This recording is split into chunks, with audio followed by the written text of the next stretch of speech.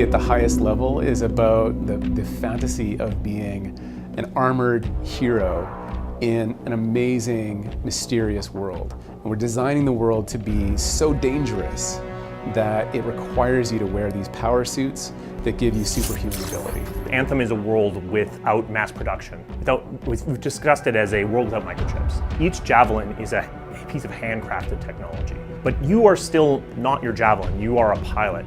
So what that means is that you can get into different javelins and play different roles depending on your needs, your desires, the people that you're playing with. So on one side we have the Colossus. The Colossus is a heavy hitter. The Colossus is supposed to take damage. The Colossus is the tank. Then we've got the Ranger. The Ranger is more of your multi-class.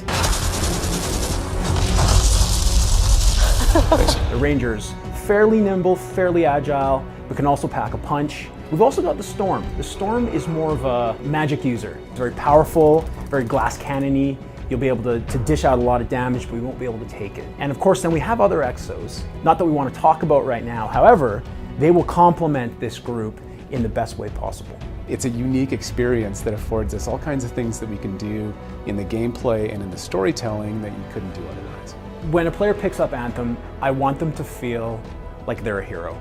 I want them to feel like there's something larger than life, that with these javelins, they can kind of overcome the danger of the world. And I want them to be able to do it easily. I don't want to put a lot of friction in place where they have to, find different people to play with and have different groups and timelines for them to play. I want them to be able to get into the game easily and really start to realize what it has to offer, and then become addicted, and then play forever. You are leveling up your pilot, so your pilot is getting better at flying javelins, but then the really deep, long-term, meaty part of progression is the javelin itself. Each of those gives you tons of opportunity to get better gear, better weapons, and really customize and personalize what it looks like and the way that it plays to really suit your play style. So locomotion, verticality, flying, running, swimming, jumping, all of those advanced movements are key to what the experience of Anthem is about. All the different exos perform in a different way, but one thing is consistent: they can all fly and they can all move through the world in a fairly exotic way. It really is what makes the world so much bigger, because it's not just what you traverse over land. It's that you might fly over something, but under that are many cliffs and caves, and then there's a lake down below, and under that are caverns. And the sense of that verticality and the density of exploration, combined with just the fact that it's fun. It's amazing to be able to jump off whatever height you want, fly, dive, go straight into the water. It feels great.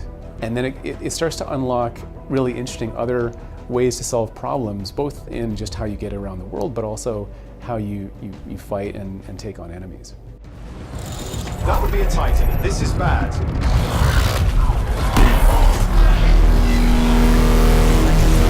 So some of your technology is based upon bits of this Shaper technology, but really humanity doesn't understand how this works. If you imagine that a construction site that was abandoned, and there are bulldozers scattered around that are turning themselves on and wandering around the construction site periodically. They're machines of construction, but if they're just random, they're not really doing helpful things.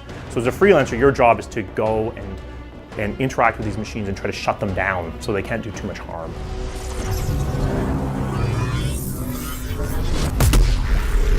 This is technology that is millennia beyond what humans understand. So really a lot of what freelancers are dealing with is just trying to shut this stuff off.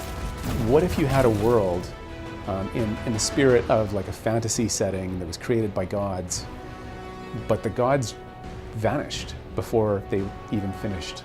The world itself is dangerous. The Shaper artifacts are out of control. They've created nasty creatures which want nothing more than to take you down. So when you're out in the world, you see these big machines, and periodically these turn on and interact with the world in relatively unpredictable ways, causing mutations and storms and other cataclysms that reshape and change the world in very large, explosive ways. But a lot of your long-term interaction with the world will be about uncovering pieces of that mystery and putting together a story for yourself. Part of this is the unique factions and groups which have kind of formed up over the time that humans have been here in this world. So we have the Sentinels, we have the Freelancers. The Freelancers are a group which is holding humanity and basically helping them to survive in this world. You are more like a fire jumper. You go out into the world to deal with very acute threats that you can deal with out in the world and serve as protectors, but in very specific, pointed ways. Each freelancer group has a crew, and each crew has multiple roles on it. Your crew in particular has a Strider pilot. A Strider is your remote base. It's your mobile base. It's for you and your team to basically get out into the open world, resupply, rearm, and get back into the adventure.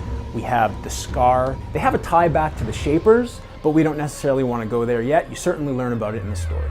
There's another human faction called Dominion, which serves as the primary antagonist over the core story of Anthem. They desperately want something related to the Shapers. They desperately want to go after one of the relics. It's important and it's crucial to the survival of them. Suffice to say that they're principled and direct in what they want, and they'll stop at anything to kind of get it. All these different groups have different interplay and politics and interworkings amongst them. And when you play the game, you'll find out exactly how they all connect. There is no good and bad, it's just different shades of gray. So one of the things that when you look through BioWare's more than 20 years of game development that is common amongst all of our games is really a focus on characters that have personalities and that you interact with.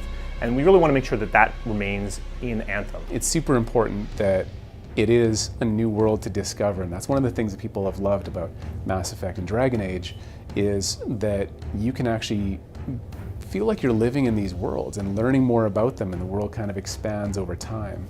You know, we've learned a lot from the past projects that BioWare's done and some of our contemporaries when building Anthem. I think one of the biggest things is that many players, do want a sense of story and characters and narrative. So building a game that still focuses on a really tight narrative, characters that you can love, that you can learn about, story, lore, backstory, all that stuff in the context of an action-filled shooter, I think that's one of the biggest takeaways, and it's one of the things that we're trying to hit with the most energy on the project. So while you're out in the open world with other player characters, like other people playing the game, you're not interacting as much. But when you're back at Fort Tarsis, that's a place where you're able to interact more deeply with characters and have that experience that's really core to what I think makes BioWare BioWare. So in the case of Anthem, the idea was, what if we could create a place that was a whole new world to explore, and it was built with mystery, it was built with the idea of constant change and disruption and different things happening in the world, but also where, if you wanted to, you could go on this adventure with your friends. And that required us to build the game in a different way than we had before, so that you have the option to play on your own or play with friends in this world that you're discovering. Anthem is designed as a game that you play for a really long time. So the Critical Path story is designed to introduce you to the world, to introduce you to the factions, but a lot of this is about that long-term world conflict where the world is unfinished, it's changing, and it's always providing a threat. Regardless of what's going on with the Dominion, the world itself is always dangerous. So when you're playing, you should always feel, even during the Critical Path, that there's a balance between the Dominion threat and then the world threat. And then as you transition into the Elder game, it becomes more and more about that world threat. At BioWare, we create worlds of adventure, conflict, and companionship that inspire you to be the hero of your own story. Anthem is about giving you the experience of adventuring with your friends as armored heroes in a dangerous and mysterious science fantasy world. So when we're trying to do storytelling in Anthem, there's two primary questions. Whose world are you in, and whose story is it?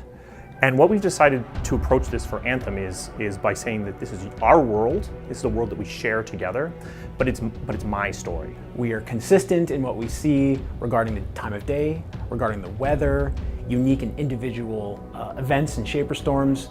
You will see exactly what I see. So we can talk about it tomorrow, and you can say what you did during the storm, and I can say what I did during the storm. Now, whenever you go on an expedition with your friends, you have a dedicated server. So when we want to do an event, for example, we can send out an event, and all the different people across all the different servers will see that event. We have total control over that. All right, let's do this. See you on the other side. I think we wanted to figure out a way that you'd be able to play with your friends if you wanted to. One challenge with that, though, is if you can play with your friends, how does that not dilute the story that you're telling? Fort Tarsus is the place where you can learn about characters, you can talk to different people, you can form relationships with them, you can understand their motivations, learn more about the world. So that is what you do in Tarsus, and that is not shared with any of your other friends. That also gives us the opportunity to make sure that we have consistency in choices and consequence, and we can show that in Tarsus. You can go on the mission, if it's a story mission, by yourself, if you absolutely want to. Or you can invite your friends directly.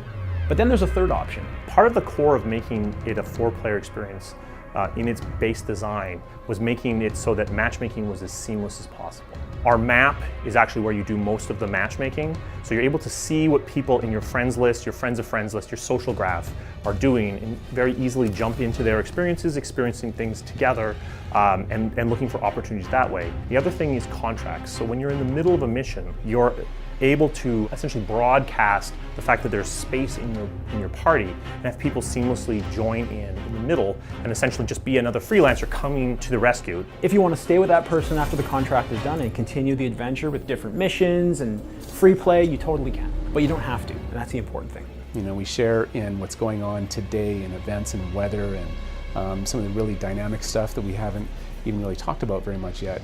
Because of that structure, to me, I think it puts it in a different kind of genre than people have experienced before, where we're trying to pull off a bit of a magic trick where you actually get amazing story and connections with characters, but also you can go out into the world with your friend and agree that the world that you're seeing is the same, and it's truly a shared world. Anthem is super important to us as a studio. We've been working on this for many years, so we're very excited to get it out into the hands of fans and players.